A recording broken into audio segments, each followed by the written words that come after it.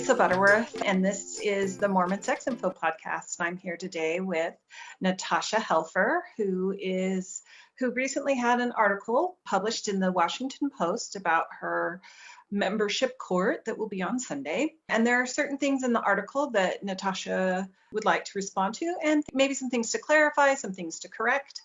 And we're thinking we'll just read the article for those of you who haven't seen it. So this is by Sarah Pulliam Bailey, April 16th, 2021. A sex therapist who has publicly challenged her church's teachings on sexuality is facing possible expulsion as the member of the Church of Jesus Christ of Latter-day Saints. Natasha Helfer, 49, was raised by parents. Her parents in the LDS church. We got to claim our age. Yep. Was since she was 5 years old. I did not know that. Anyway, has been a national face for mental health advocacy among Mormons. The truth. Nearly a decade ago, she wrote a blog post that caused waves across Mormonism, where she declared masturbation is not a sin. And since then, she has attracted a wide audience, especially among more progressive Mormons and ex-Mormons, for her frankness around sex.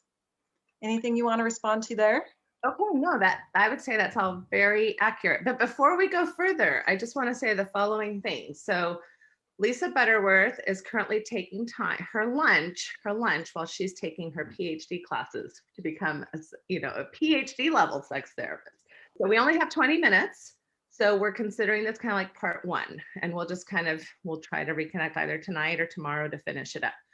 Number two, whether, I feel like there were some slight mistakes or whether I wish they would have done, a few things differently. The two women that were involved in both interviewing me and photographing me were excellent. And I just want to thank them for their attention to detail. I would have talked to a male reporter, obviously, but there was something serendipitous for me that these were two women capturing my female story. So that was very meaningful. And I think especially in the culture where we have been so incredibly cruel to the journalistic profession in the last several years, I think in very misinformed and discrediting ways, made me feel that kind of connection that in some ways these women have also been through a lot of pain and heartache. We didn't talk about that. That's my assumption. But whenever you're misjudged and when people assume your intentions, and especially when they assume those intentions to be malicious, I can't imagine that they're being pain. So I hope I'm role modeling, like, this is what you do. If somebody gets your story wrong, or if there's corrections to be made, there's nothing stopping you from sharing your own ideas or giving it, your perspective. And so that's what I'm here to do. But overall, I thought it was a very fair piece, and I was very pleased. And they spent countless hours talking with me to make sure that they were getting, all the kind of details and all the people. And I know that not all the people they spoke to showed up in this article, but I was overall very pleased. Yes, I think it's a wonderful article. An A to the Washington Post. Yep, A. An A plus if they would have let me write it. No, I'm just kidding. No. Just kidding. And it wouldn't be and it would be an op-ed.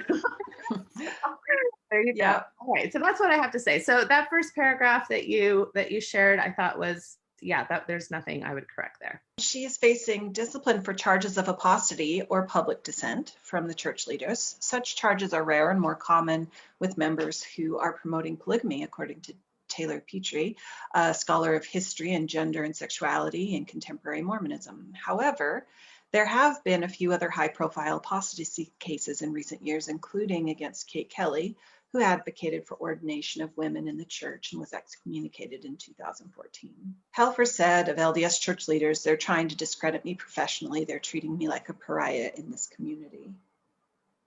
Any comments? I do have those feelings. I think this is the concern, right? Like if I'm being called in for my own personal relationship with the church, that's one thing, but I'm being called in a way that is discrediting me to millions of Americans. There are millions of Mormons in this country. Right. Experts on Mormon history say Helfer's case is also surprising because she has promoted teachings about sex that are in line with other licensed mental health professionals. Her expulsion, some observers fear, could have a chilling effect on Mormon mental health professionals who are ethically obligated to provide patients with evidence-based recommendations, even when they contradict some LDS teachings or cultural expectations.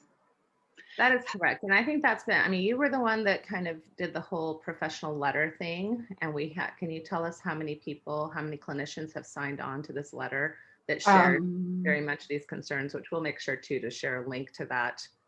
Yeah.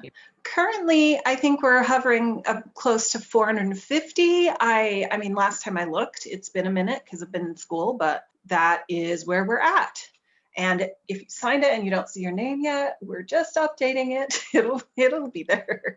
Experts on Mormon history say, I think I read that one. And this is a precedent for other professions too, right? Medical doctors, whether geneticists, lots of different types of professionals that may be practicing, best standards of care in the medical and social science field that doesn't necessarily align with religious values, beliefs, or dogma. So, which is really what a huge part of this message that I'm trying to get across, that I'm even challenging this outside of my religion. I think this happens in many conservative American religions. So yeah, that's all I have to say about that. Helfer, who has been in the mental health service for 25 years, said most of her clients are Mormon or ex-Mormon, partly because they have a hard time finding a professional therapist who understands their faith and cultural background. Clients, she said, have told her that licensed LDS therapists will tell them to pray or read scriptures, and some non-LDS therapists will suggest leaving the church. I actually hear that a lot from clients who go to non-LDS therapists. Well, why do you stay? Why not just leave? Right. And this is a super nitpicky thing, but I really try to call believing Mormons, believing people in the Mormon community LDS, and they didn't do that in that one sentence. So that's super nitpicky though. Yeah, I saw a need for ethically minded therapists who would be able to sit in that middle ground, not imposing religious beliefs, but valuing the importance of their faith. Okay, so if I had two mantras in my professional life for the people who come to my home, to my office, I would say my mantra is end sexual shame. My professional mantra as a supervisor and educator in these fields would be that sentence right there.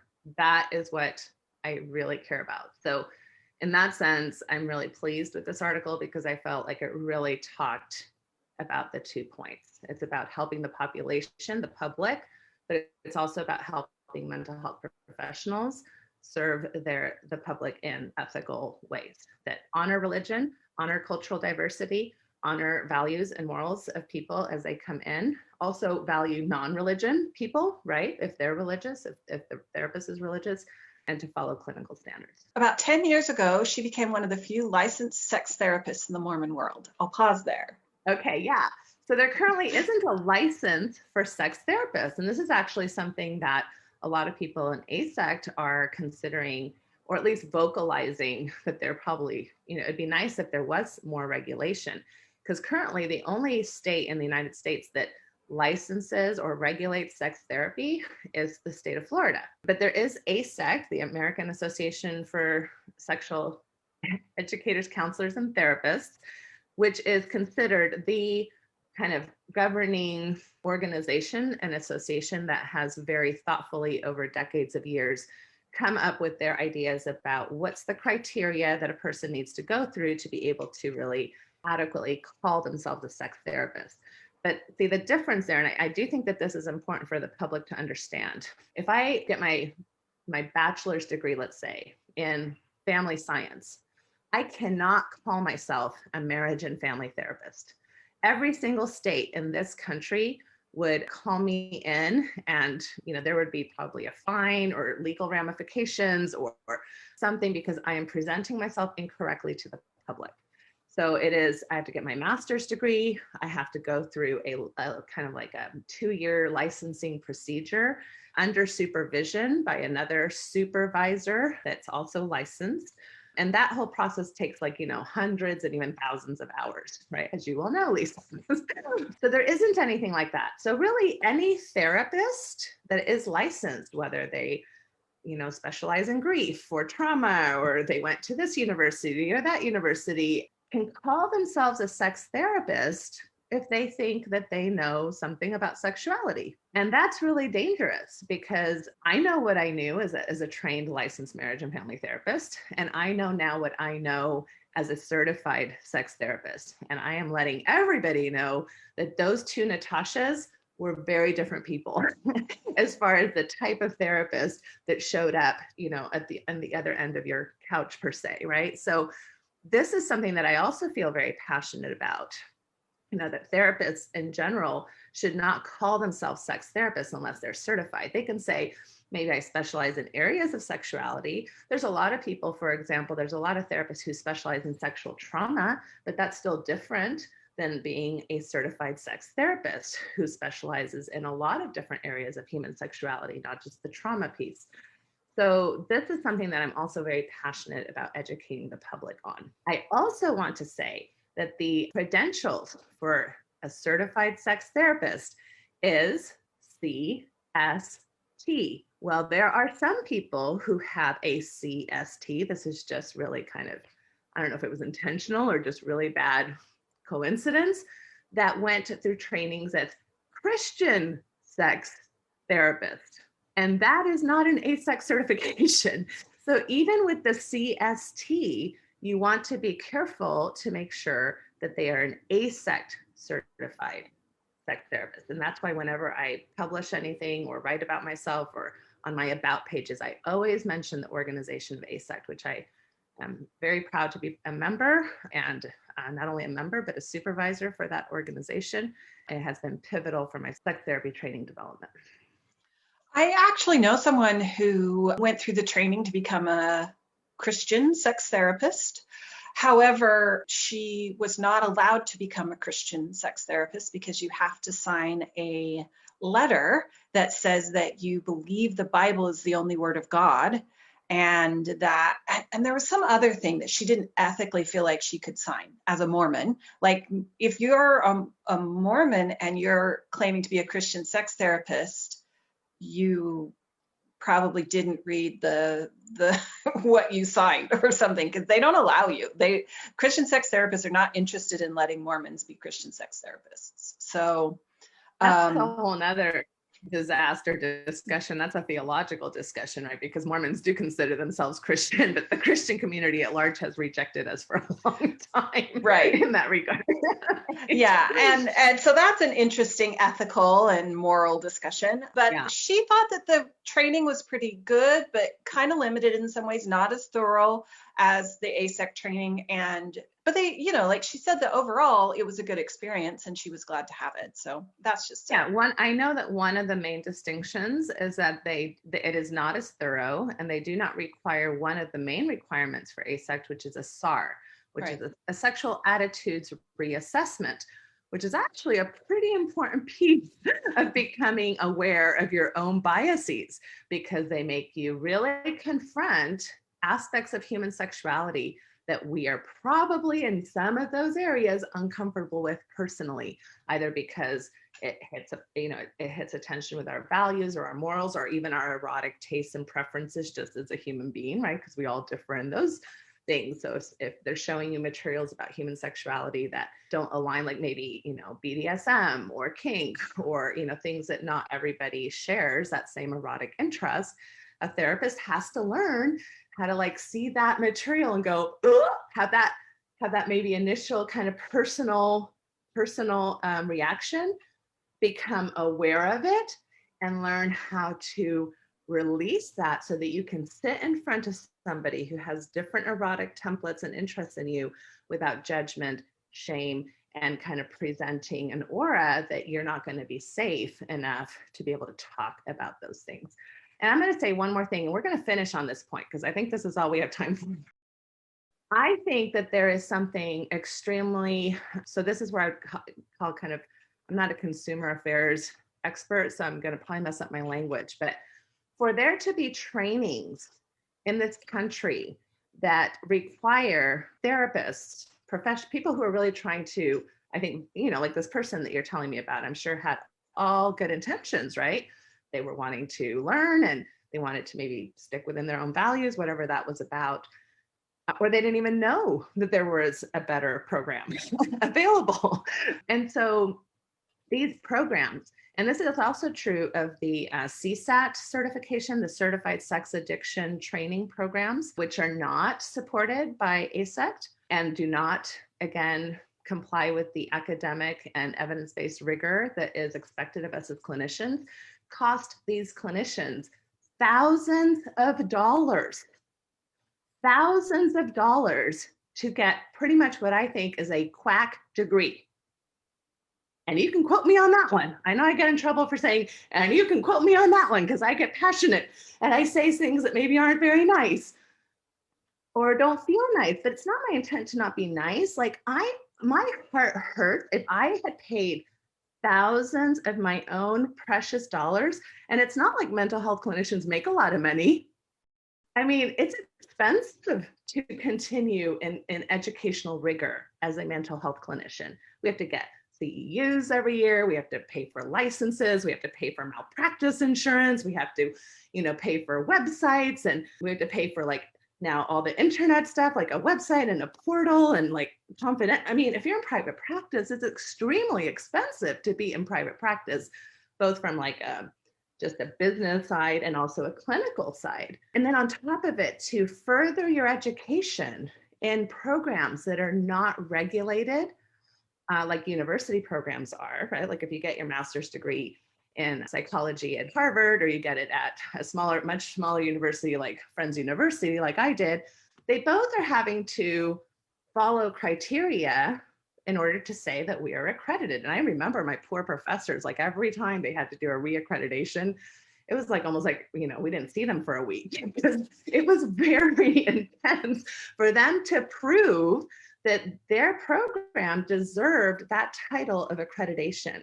So the CST program doesn't have that. This Christian sex therapy program doesn't have it. ASECT even really kind of doesn't have it because nobody's willing to regulate this field, but at least we're kind of governing ourselves as a very wide, diverse population that represents an ASECT. So do you see my passion? I hope that I'm getting across it. My passion is to protect the public. My passion is to protect the therapists. My passion is to protect the supervisors and educators. And we can only protect through education that has rigor behind it, that has diversity behind it, that has a variety of voices that say, you know what, we kind of have to agree, especially when we're willing to put aside our personal religious or non-religious biases, which is at the basis of every code of ethics that every mental health profession has, whether you're a social worker, marriage and family therapist, psychiatrist, psychologist, LCPC, professional counselors. All right, that's my soapbox for today. Have a lovely rest of your afternoon. Yes. Say hello to whoever's teaching. Are you seeing Doug Braun-Harvey? I'm seeing Doug Braun-Harvey right after this. I'm so jealous of your PhD program. I'm so jealous. So I was going to say, in that sentence, if she had changed the word from licensed sexual therapist to certified sexual therapist, that would be accurate. Correct. That would be completely accurate. That was just a small distinction. I can understand. Yes. And actually, this is why it's so important, though, to educate the public, because the public usually doesn't pay a lot of attention to those certifications, right? And like, they all sound legit to me, So if you put any acronym behind your name, there are so many, which came home to me when I was, writing the letter, and all these people's acronyms were coming in. I'm like, what is this acronym? What is this acronym? There are so many acronyms. So when you're choosing a therapist, take 2 minutes and research their acronyms. What's their background in? Have they studied systems? Have they studied, individual therapy? Have they studied sociology? And they're all valid, but they may have a better fit depending on whatever you're bringing to the table. Love you, Lisa. Say hi to Doug for me. Will do. Bye. Bye.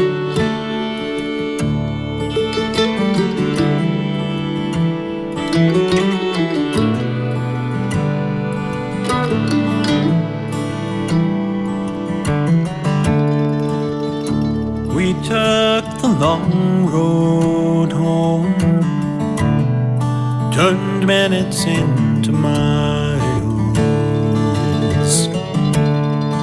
And as the evening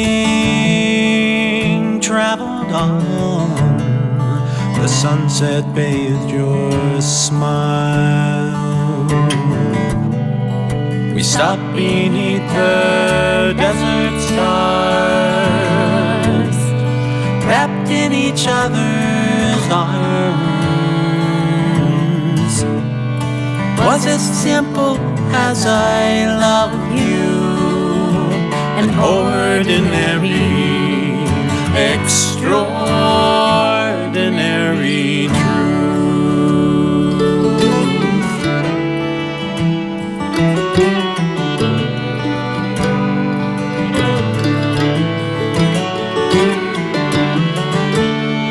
It's been a long road here, a trail with tears, pain and sorrow too. But through every storm we traveled on, like lovers do. And if sometimes we fell apart, we always came back home.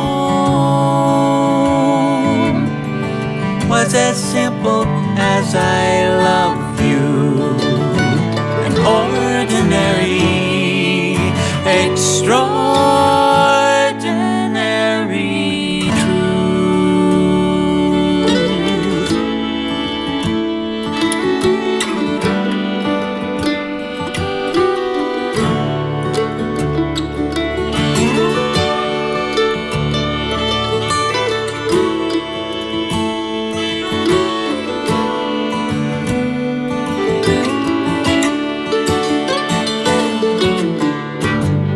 Some people say love is blind and forever is too long. But I see your eyes in every sunrise. Can't imagine life alone.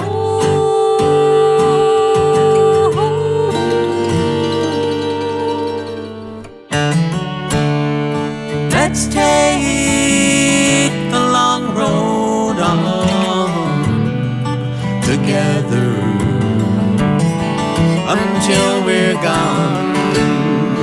Want you by my side till the day I die and into the beyond. It's as simple as our love is. That's how I wanna go, all wrapped up in the arms of our extraordinary. It's nothing hard.